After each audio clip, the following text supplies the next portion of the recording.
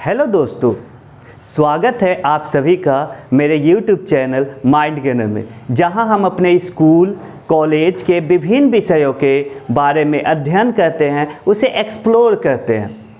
तो आज हम जो पढ़ाने जा रहे हैं वो क्लास 10th का चैप्टर है पॉलिनोमियल्स। ओके, लेकिन इस क्लास को शुरू करने से पहले मैं आप सभी से रिक्वेस्ट करूंगा, जिन लोगों ने हमारे YouTube चैनल को सब्सक्राइब नहीं किया है वो कृपया उसे सब्सक्राइब कर दे, लाइक कर दे, बेल आइकन को दबा दे और शेयर कर दे, ताकि अधिक से अधिक लोगों के पास हमारा ये वीडियो पहुंच सके और वो इसका लाभ उठा सके। बेल आइकन दबाना ना भूले ताकि आपको मेरी नोटिफिकेशन पहुँच पाए और जब भी मैं लाइव क्लास लूँ तो आपको वो पता लग सके। तो मैं अतुल सागर आप सभी को ले चलता हूं क्लास 10th के चैप्टर पॉलिनोमियल्स में। तो शुरू करते हैं। जो सबसे पहला टॉपिक है हमारे पास वो है बहुपद के शून्यकों का अर्थ, मीनिंग ऑफ जीरो। पहले हम जानते हैं जीरो क्या होता है। जीरो का मतलब क्या? जीरो का मतलब ये हम समझ ले क्या? नहीं, जीरो का मतलब ये बिल्कुल नहीं होता। पॉलिनोमियल्स का जीरो यानी कि बहुपद का शून्य का मतलब अलग होता है। जैसे हमने लिखा कोई x + 2, इसका शून्य क्या होगा? इस बहुपद का शून्य क्या होगा? तो x का कोई एक ऐसा मान जो यदि हम इसमें पुट करें, इसमें यदि हम इसको x की जगह पे रखें तो इस पूरे का मान 0 हो जाएगा। सपोज हमने x की जगह पे -2 भरा। क्या भरा? -2। तो यहाँ देखते हैं x की जगह पे -2 और ये +2, ये क्या हो गया? 0। यानी कि ये जो -2 है ये इस बहुपद का शून्यक है। इस बहुपद का क्या है? शून्यक है। जैसे हमने लिखा x² + 4 + 4x, इस बहुपद का शून्यक क्या होगा? मान लिया जाए हमने इसका शून्यक निकाला -2। हमने क्या निकाला? -2। -2 हमने यहाँ पे भरा, देखिए +4 + 4 इंटू -2, 2 दूना 4 +4 और -8। ठीक है, 4 4 8 और -8 यानी कि 0। ये आ रहा है 0। इसका मतलब है कि ये -2 जो है ये इस बहुपद का एक शून्यक है। यानी कि x की बहुत सारी वैल्यू होती है। हम अक्सर समीकरण में x की वैल्यू निकालते हैं।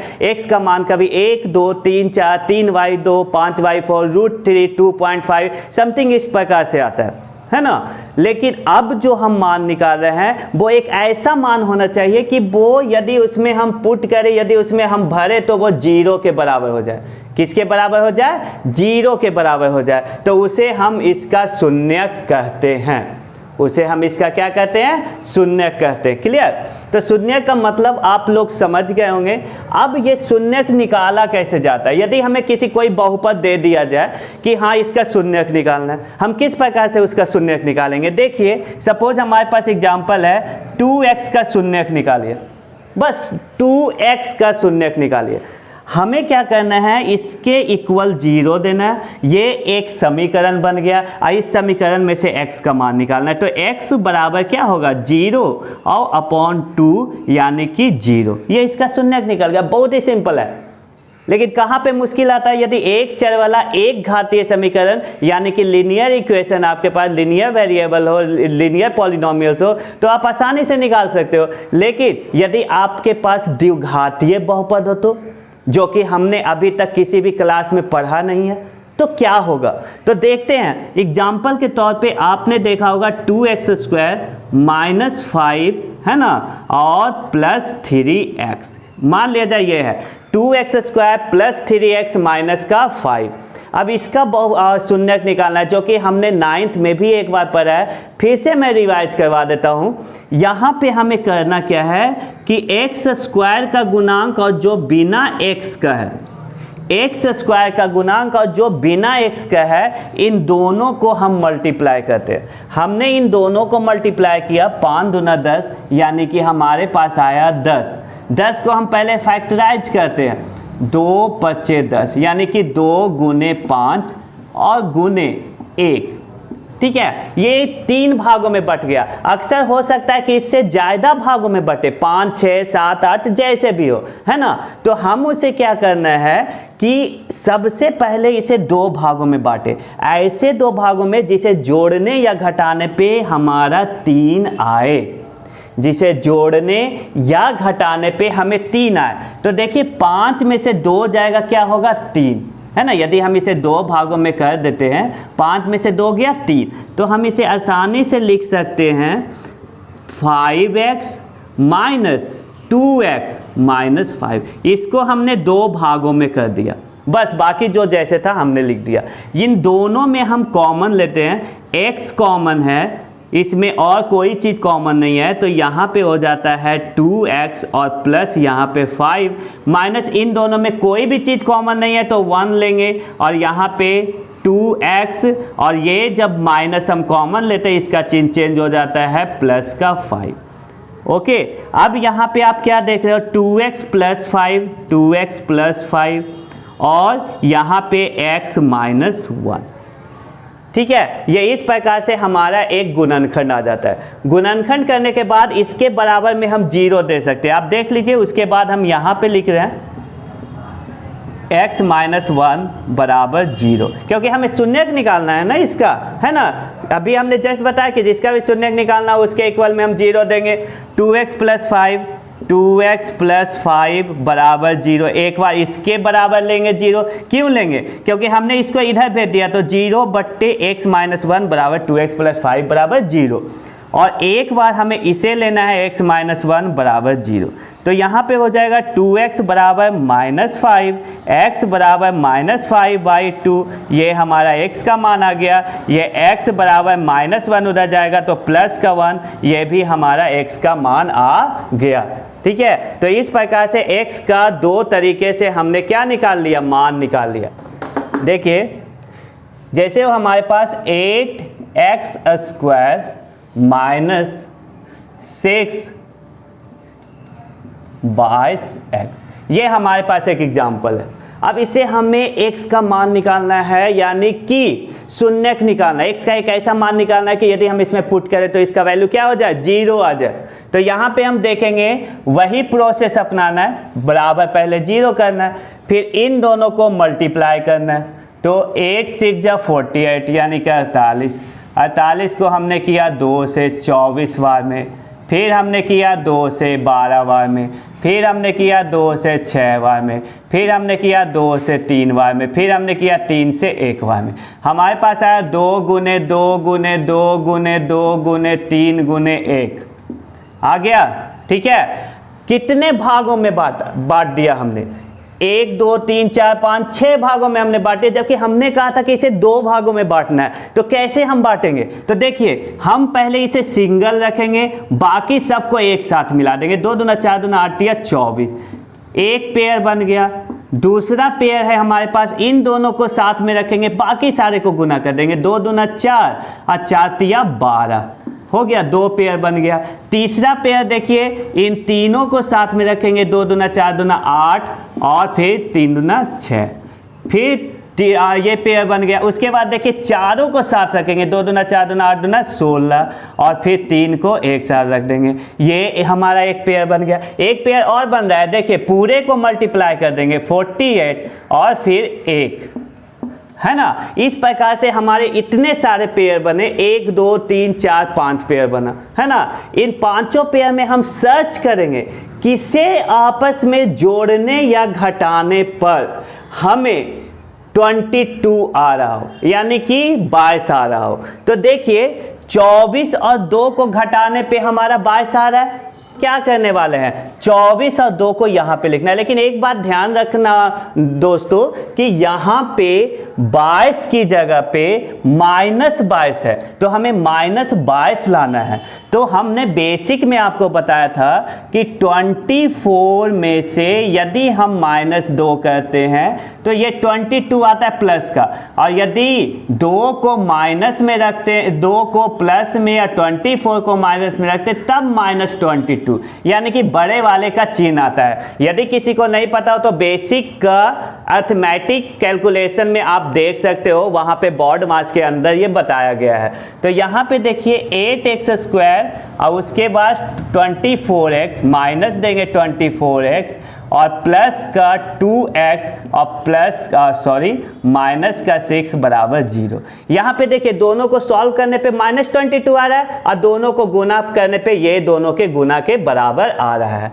अब यहाँ देखिए दोनों में क्या कॉमन है, 8x कॉमन है, यहाँ पे x माइनस 3x है ना, 8 के टेबल में 8, इससे डिवाइड कर देते हैं। मेनली क्या कहते हैं ना, इससे इसमें डिवाइड किया हमने ये बचा, इससे इसमें डिवाइड किया हमें ये बचा, ठीक है। तो ये हमारा ये हो। अब इन दोनों में हमने क्या किया, 2 कॉमन लिया, यहाँ पे x माइनस 3 2 3 6 बराबर 0, ये हो गया हमारा। अब यहाँ पे क्या देख रहे हैं, ये देखो यहाँ इसमें क्या फ़र्क है। यहाँ देखिए ये हमने माइनस कॉमन लिया था तो इसका चिन्ह चेंज हो गया था, यहाँ प्लस है तो इसका कोई भी चिन्ह चेंज नहीं हुआ।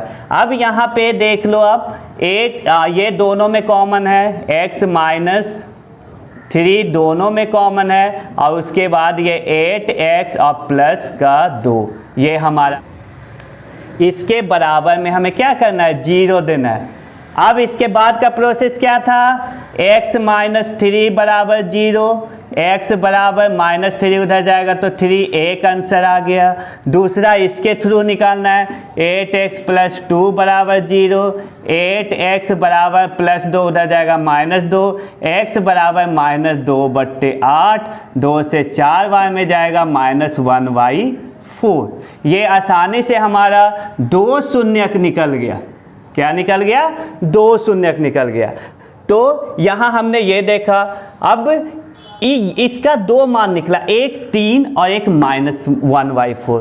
तो इसका एक नाम दिया जाता है, एक का नाम दिया जाता है अल्फ़ा, एक का नाम दिया जाता है अल्फ़ा और एक का नाम दिया जाता है बीटा। एक का नाम अल्फ़ा, एक का नाम बीटा। अब इसके बारे में आगे हम एक्सप्लोर करेंगे, इसके जस्ट बाद वाले टॉपिक पे, पॉलिनोमियल के अगले सेक्शन में। यहाँ अब हम देखते हैं थोड़ा सा द्विघात बहुपद, क्योंकि सबसे ज़्यादा जो टॉपिक पढ़ना है हमें इस चैप्टर में वो है द्विघात बहुपद, है ना। क्वाड्रेटिक इक्वेशन, या सॉरी इक्वेशन नहीं, इसे बहुपद आप बोल सकते हो, पॉलिनोमियल्स, ओके। तो ये पॉलिनोमियल्स हो गया द्विघातीय। किसी भी बहुपद में यदि मैक्सिमम घात 2 हो आपके पास, मैक्सिमम घात 2, उसे हम द्विघातीय बहुपद कहेंगे, ओके। तो ये तीनों का तीनों द्विघातीय बहुपद है। इसका शून्यक निकालना आसान है, यदि 1 या 2 पद हो तो इसके बराबर में 0 आप दे देते हैं और नॉर्मल नियम से निकाल लेते हैं, जैसे x² बराबर 2 उधर जाएगा तो 0/2 0 हो जाएगा, x बराबर √0 यानी कि 0 हो जाएगा। यदि इसका निकालना हो तो दोनों में x कॉमन लेते हैं, यहाँ पे 2x और -3 बराबर 0, यहाँ x और इसे अलग अलग मान निकालेंगे। एक बार इसे x बराबर 0, ये तो निकल गया।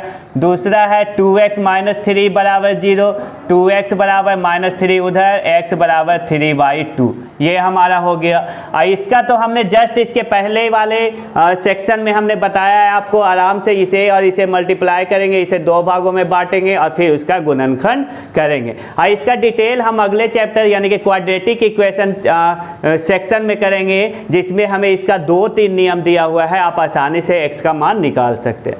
अभी हम शून्यकों का योग और गुना के बारे में देखेंगे, उसका प्रोडक्ट और उसके सम के बारे में देखेंगे।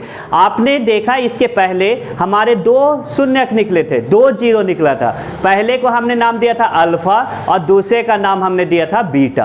पहले का नाम हमने क्या दिया था, अल्फा, और दूसरे का नाम हमने दिया था बीटा। अब हम यहाँ पे शून्यकों का, उन्हीं शून्यकों का योग और गुना निकालने की कोशिश करेंगे। जैसे मान लिया जाए हमारे पास एक समीकरण हो 2x² -3 और -x, है ना। में हम इसका शून्यक निकाल लेते हैं, जो कि आपको बताया हुआ है 2x² -3x प्लस 2x -3 बराबर 0, और यहाँ पे x कॉमन लेंगे, 2x -3 प्लस 1 कॉमन लेंगे, 2x -3 = 0, यानी कि 2x -3 यहाँ पे बराबर 0 और 1 हम लेंगे x + 1 = 0। हम थोड़ा फास्ट कर रहे हैं क्योंकि ये बताया हुआ है, हमें सिर्फ शून्य से मतलब है। 2x - 3 = 0, x बराबर हो जाएगा 3/2, इसमें x बराबर हो जाएगा 1 माइनस का 1। हमारे पास 2 शून्यक निकला, 1 शून्यक और 1 2 शून्यक निकला। ठीक है, इन दोनों शून्यकों का योग हम किस प्रकार से निकालेंगे? तो देखिए, शून्यकों का योग यानी कि उसको अल्फा प्लस बीटा कह सकते हैं, क्योंकि शून्यकों का तो यही नाम होता है। तो 3/2 और प्लस -1, यानी कि यहाँ पे 2 हमने एलसीएम लिया, 3 और प्लस माइनस -2 = 1/2। ये हमारा शून्यकों का सम निकला। और शून्यकों का गुना कैसे निकालना है? 3/2 मल्टीप्लाई -1, ये हो जाएगा -3/2। ये हमारा शून्यकों का गुना निकल गया। तो क्या इतना लंबा प्रोसेस करना है इसमें?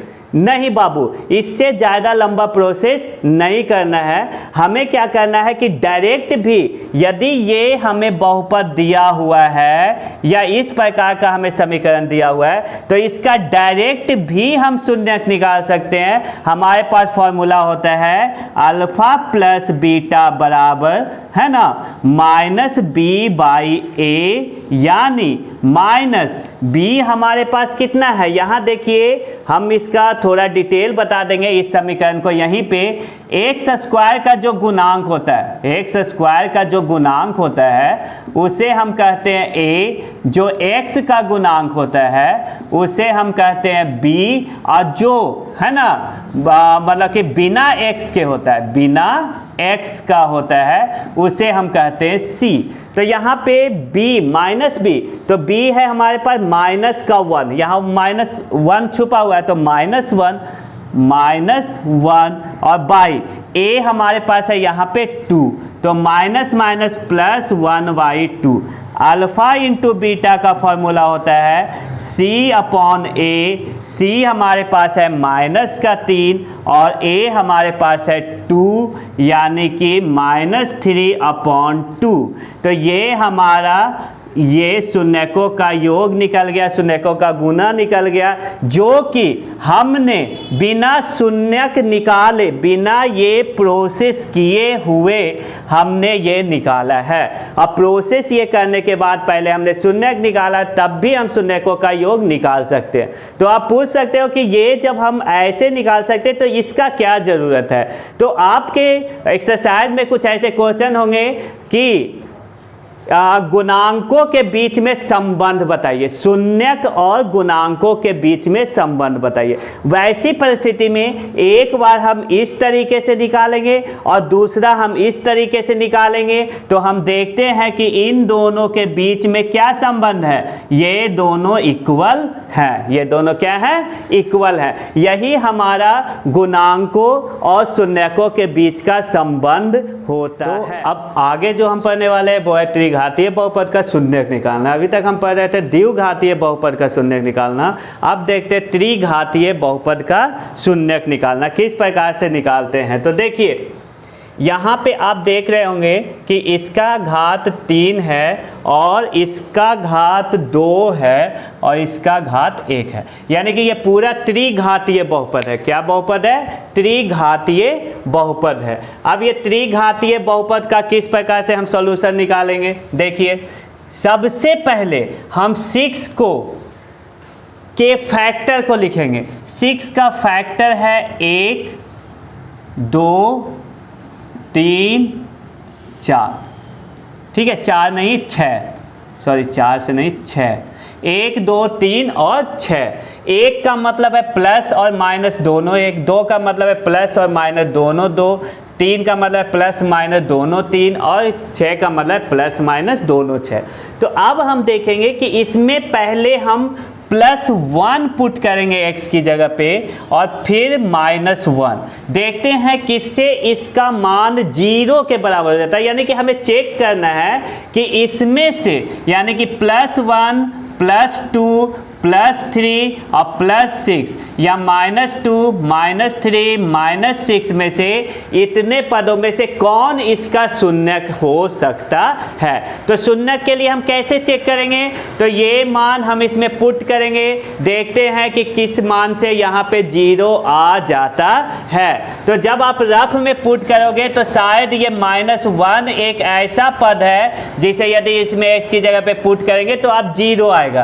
तो हम उसे लिखेंगे कैसे, सबसे पहले इसका नाम दे दे आप px बराबर, फिर हम p इंटू x की जगह पे -1, तो ये हो जाएगा -1 का क्यूब और +6 इंटू -1 का स्क्वायर प्लस 11 इंटू -1, ये ऐसा करते इसकी कोई यूज नहीं है, ठीक है, और +6 हो गया बराबर -1 का क्यूब -1, ये माइनस का स्क्वायर प्लस हो जाएगा प्लस का 6, ये माइनस का 11 प्लस 6, यदि आप ये 6 और 6 को ऐड करोगे 12 और ये -12 बराबर 0, यानी कि -1 करने पे ये 0 आ रहा है। जब आप सर्च करोगे ये सब भर के 1, तो ये रफ में आपको करना है 1 2 3 जो भी है, पहले +1 फिर -1, पहले आपको रफ में करना है, आपको डायरेक्ट कॉपी पे नहीं लिखना है। और जिससे 0 आता है, जिससे भी 0 आता है वो यहाँ कॉपी पे लिखना है, यानी कि वो बिल्कुल क्लीन होना चाहिए, ठीक है।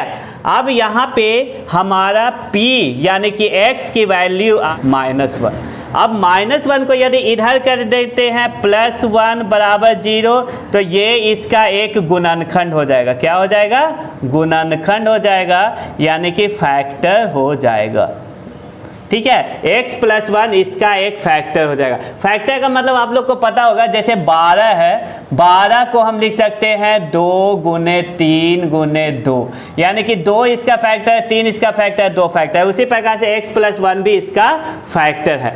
बाकी का 2 फैक्टर हमें निकालना, किस प्रकार से निकालेंगे देखते हैं। जैसे हमारे पास मान लिया जाए, है ना, 30 हो, 30 का फैक्टर हम निकालेंगे 2 × 3 × 5, है ना, 3 फैक्टर होता है। यदि हमें एक फैक्टर पता है तो हम क्या करेंगे, इससे इसमें डिवाइड करेंगे, तो जैसे ही डिवाइड करते हैं हम, हमारे पास निकल जाता है 15, और 15 को जब हम फैक्टराइज करते हैं 3 × 5 निकल जाता है ना, बाकी का 2 फैक्टर निकल जाता है। उसी प्रकार से ये यदि इसका फैक्टर है तो इससे इसमें हम डिवाइड करना है, डिवाइड करने पे आराम से हमारे पास बाकी का 2 फैक्टर भी निकल जाए। अब इसके बाद तो यानी कि हमें डिवाइड करना है, तो हम डिवाइड करते हैं। पहले यहाँ देखिए x + 1 से हमने डिवाइड किया x³ + 6x² + 11x और +6 को हमने इसको डिवाइड किया।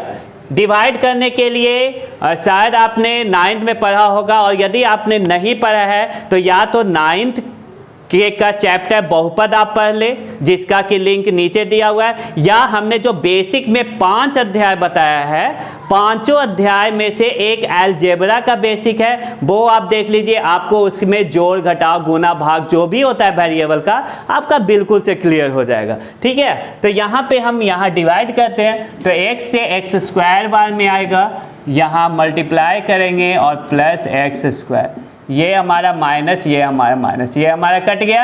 6 में से x² जाएगा, 5x² + 11x, फिर इससे इसमें डिवाइड करेंगे तो 5x टाइम प्लस 5x, यहाँ 5x² और प्लस 5x, ये हमारा माइनस माइनस, ये हमारा कट गया, 11 में से 5 गया, 6x और यहाँ पे +6, और फिर यहाँ पे हमने 6 डाल दिया, 6 से मल्टीप्लाई करेंगे 6x + 6, यहाँ नीचे का चिन्ह चेंज हो जाता है क्योंकि घटाना होता है, तो प्लस माइनस बन जाता है, माइनस प्लस बन जाता है, ये हमारा कट गया, यानी कि शेषफल 0 है। यानी कि इसका एक गुणनखंड तो हमने ये किया था, और दूसरा हमने भाग देके ये दूसरा गुणनखंड किया है ना। यानी कि हम इसे क्या लिख सकते हैं, देखिए x³ + 6x² + 11x और +6 को हम लिख सकते हैं पहला गुणनखंड x + 1 और दूसरा गुणनखंड x² + 5x + 6, क्योंकि ये बीच वाला पार्ट क्या होता है, इन दोनों को मल्टीप्लाई करने के बाद आता है ना।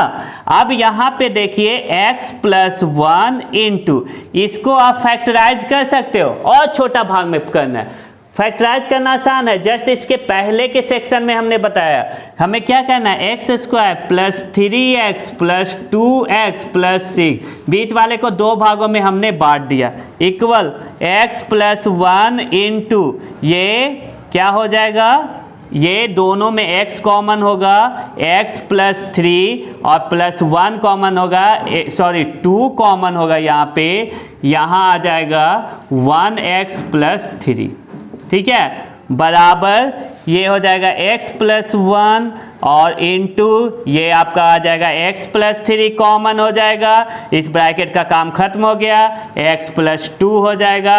इस प्रकार से हमारा ये पूरा 3 पदों में निकल गया। अब हमें x का मान निकालना है, यानी कि इस x का मान नहीं, सॉरी, हमें शून्यक निकालना है। शून्यक के लिए क्या सिस्टम हमने बताया है, उसके बराबर में आप 0 दे दीजिए और x का मान निकाल देना है। इसके बराबर में यदि हम 0 देते हैं तो एक बार इससे मान निकलेगा, एक बार इससे मान निकलेगा, क्योंकि इसे हम छोड़ के बाकी को इधर कर देंगे तो 0 बट्टे ये 0 हो जाएगा, तो x का मान निकल जाएगा। इसको छोड़ के यदि इन दोनों को उधर कर देंगे तो 0 हो जाएगा, तो तीनों से एक एक मान निकलेगा। एक निकलेगा x प्लस 1 बराबर 0, तो x बराबर प्लस 1 उधर जाएगा तो माइनस का 1। दूसरा होगा x प्लस 2 बराबर 0, ये देख रहे हैं आप, x प्लस 2 बराबर 0, x बराबर माइनस का 2, ये दूसरा मान निकल गया। तीसरा हो जाएगा x प्लस 3 बराबर 0, ये वाला, तो x बराबर माइनस का 3, तो ये हमारा तीसरा मान हो जाएगा। तो x बराबर हमारे पास माइनस 1, माइनस 2 और माइनस 3, ये हमारा आंसर हो जाएगा। ठीक है, तो ये इस प्रकार से हम त्रिघातीय बहुपद का शून्यक निकाल सकते हैं। यदि उन्होंने हमें सिर्फ गुणनखंड करने के लिए दिया हुआ है तो हम सिर्फ यहाँ पे लाके आपको छोड़ देना है, यही हमारा आंसर हो जाएगा। और यदि उन्होंने कहा है कि x का शून्यक निकाले तो भी हम इस प्रकार से निकाल सकते हैं। किसी